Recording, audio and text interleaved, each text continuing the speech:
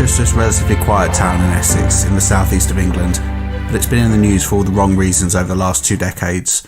Firstly, in 2006, during the hunt for the Suffolk Strangler, Stephen Wright, due to one of his 5 victims living in the town, and his hunting ground being only a short distance away.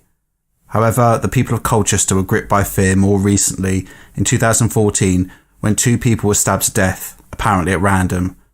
Their murderer, James Fairweather, was 15 years old at the time, and freely admitted that, at the time of his arrest, he was searching for his 3rd victim and wished to become a serial killer. Welcome to Evil Among Us.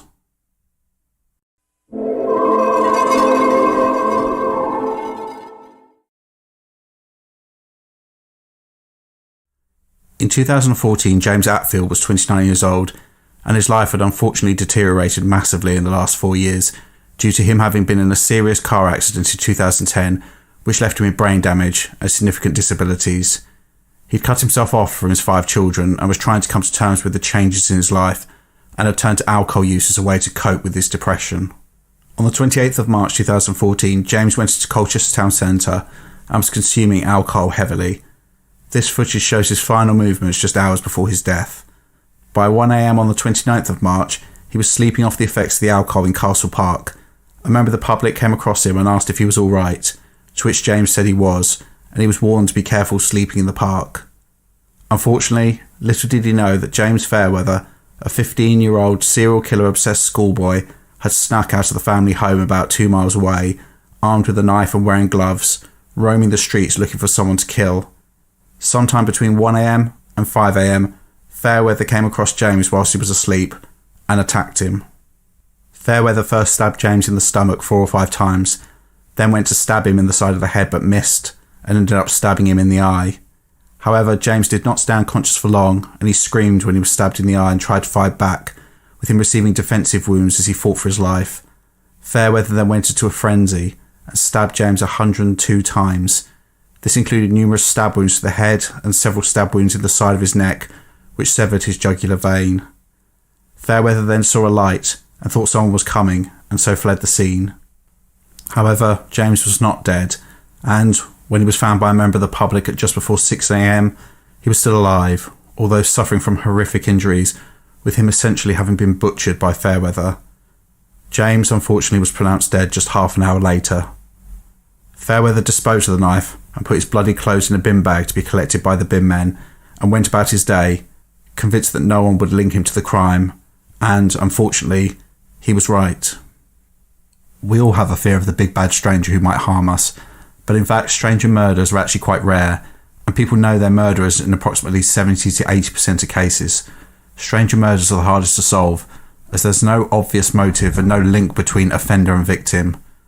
Due to this, it's clear that Essex police were struggling to identify a suspect, and they arrested at least 9 people across the county on suspicion of murder, not realising that the killer was on their doorstep.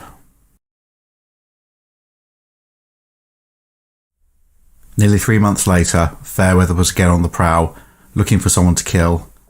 Armed with a bayonet-type knife, he waited along a path known as the Sallery Brook Trail. It's clear that Fairweather was becoming more confident and brazen in his offending.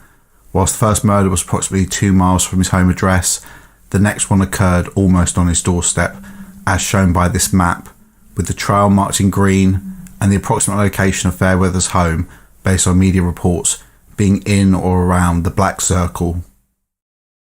Fairweather was lurking, looking for a victim, when he unfortunately came across Nahid Al-Mania, a 31-year-old Saudi Arabian woman studying at the University of Essex.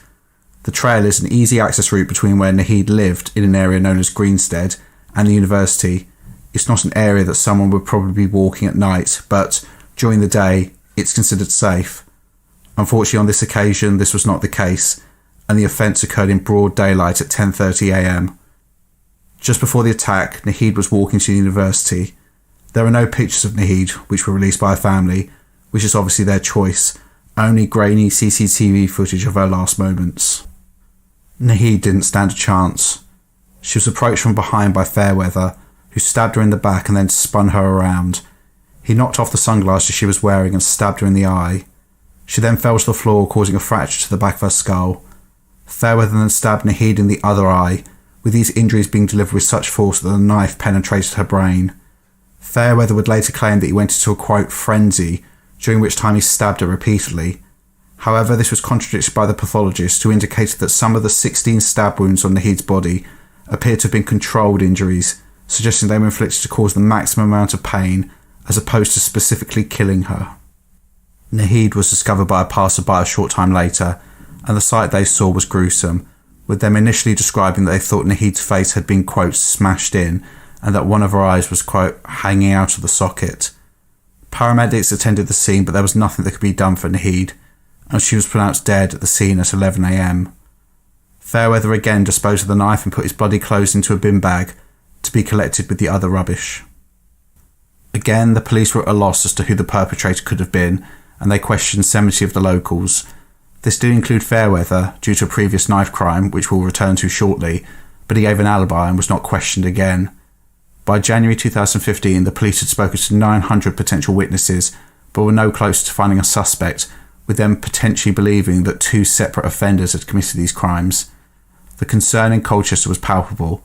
Arrangements had been made to cut foliage down on various paths to reduce the places where a murderer could hide, and guidance about safety, including not travelling alone, was disseminated to the town as a whole, but particularly the university.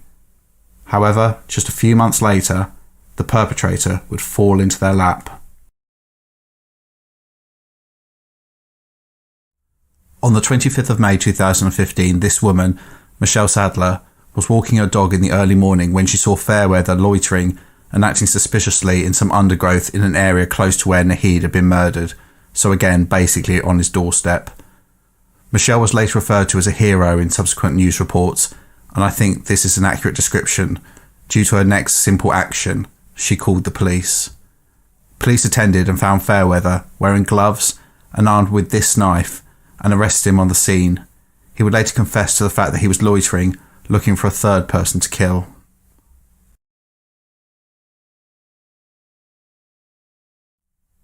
It's important to this point to give a little bit of background regarding James Fairweather. He was 15 at the time of these killings, but already had an alarming history. A search of the home he shared with his family showed his obsession with serial killers and violent movies. He was particularly interested in Peter Sutcliffe and cited Ted Bundy as his favourite serial killer. It's believed that Fairweather stabbed his victims in the eyes to emulate Sutcliffe, with him apparently doing this to one of his victims. He also had a collection of gory horror movies, including Wrong Turn, a slasher film where a group of individuals are stalked by a family of cannibals. It appears that Fairweather was obsessed with murder and wished to emulate what he saw. In terms of criminal history, in January 2014, Fairweather robbed his local newsagents at knife point, which he later described as a tester for his future offences. Fairweather was caught for this offence because he bragged to his friends about what he had done, and was in court just 3 days before he murdered James Atfield, where he walked free with an order to work with the Youth Offending Services.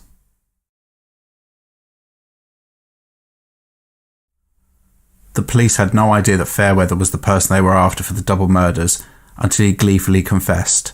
He freely confessed that he'd spent the year after the second murder fantasising about killing as well as raping others, and was on his way to do this when he was caught. Here is a clip of his interrogation video where he joyfully recounts slaughtering James Atfield. Because my voices were talking to me, you need to make a sacrifice or we're going to come and get you, you need to do it. And I saw him, it was laying on the grass, like that, it was like that, just fast asleep, was where he was drunk. Then he goes, he's the one, do it. So I went up to him, can I stand up? Like, yes. Went up to him, I stood over like that, and that. So I stabbed him first there, and I'd done it a few times. While I was doing that, my voices were laughing louder and louder. This clip is interesting for 2 reasons. Firstly, it gives an insight into Fairweather's motivation for this confession, specifically recognition. He is revelling in the attention from telling the police exactly what he's done. Basically thinks, what's the point of doing these things if I can't brag about them? However, the second thing is that he's clearly come up with a defence, which is basically, the voices made me do it, with him claiming that he was hearing evil voices which told him to kill. Essentially, he's setting up a defence of mental illness so he can plead to lesser charges. This speaks to the dichotomy of Fairweather, with him saying on the one hand, of course I want to take credit for these things, but on the other hand saying, I don't want to be punished too severely for them. So he's saying, give me praise and let me out as soon as possible to kill again. His tactic reminds me somewhat of Kenneth Bianchi, one of the hillside stranglers who killed 12 women in Rochester, New York in the late 1970s, with him claiming that he had multiple personalities and it was his alter egos which committed the murders. However, there was a strong smell of bullshit in the court at the time, and Bianchi was sent to prison forever. In January 2016, the case went for trial at the Old Bailey in London, after Fairweather, aged 17 by this point, pleaded not guilty to murder but indicated that he would plead to manslaughter on the grounds of diminished responsibility. As I mentioned in a previous video, in the UK, manslaughter is where a person kills someone but did not mean to cause their death, only to cause them serious injury. It's all about intent to kill, and, in the case of Fairweather, he was clearly angling to argue that because he heard voices, he was not in the right state of mind and so couldn't be argued to have formed the intent to do what he did. Fairweather also claimed that because of his mental health issues, he couldn't actually remember the murders. However, the pile of bullshit that was hanging around outside the Bianchi trial seems to have dragged itself to this hearing, and Fairweather was found guilty of both the murders of James Atfield and Nahid Al-Mania. On the 29th of April 2016, Fairweather was due to be sentenced before Mr. Justice Spencer, who stated that the only explanation for Fairweather's behaviour was, quote, "You must be a psychopath," and that the wound pattern on both victims indicated that he had deliberately intended to cause them pain and anguish, something that inevitably excited him. He then passed sentence.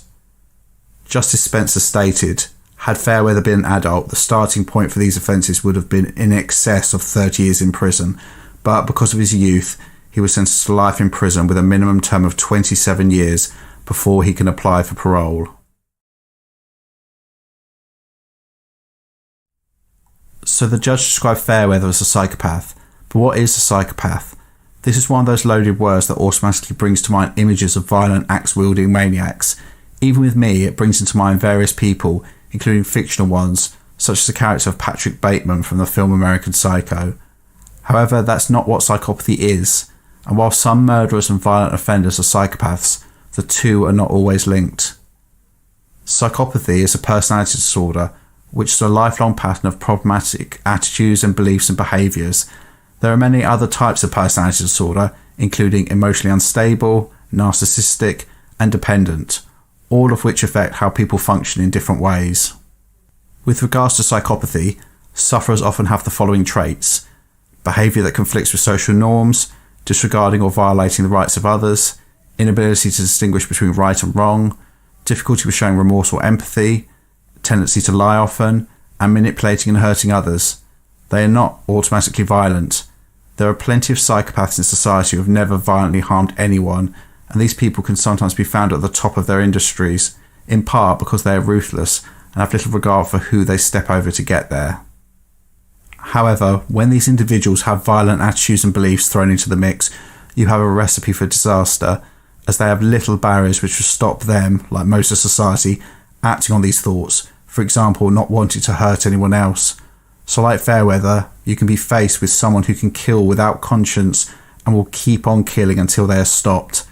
Luckily, Fairweather was stopped early in his killing spree. I've no doubt he would have carried on killing. Fairweather had a lot of material about serial killers as well as violent movies in his property, but it's not a case that this material caused him to kill. He already had this potential. In the words of Billy Loomis from the original Scream film, quote, "Movies don't create psychos, movies make psychos more creative." I think that Fairweather saw the power and infamy that people like Ted Bundy and Peter Sutcliffe receive and wanted that level of recognition.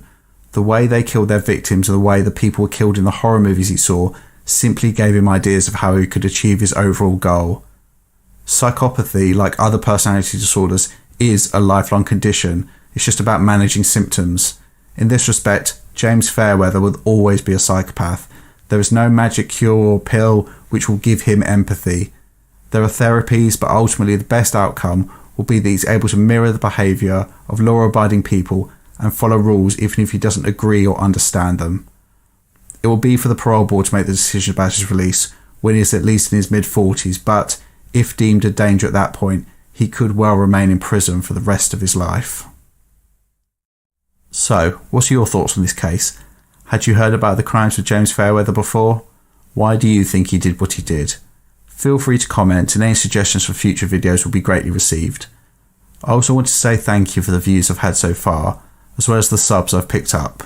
This is a new channel and I'm committed to making it a success, so please keep watching and subscribe if you want to, as knowing someone out there on the interweb is watching gives me the drive to keep making videos. Anyway, as ever, see you in the next one.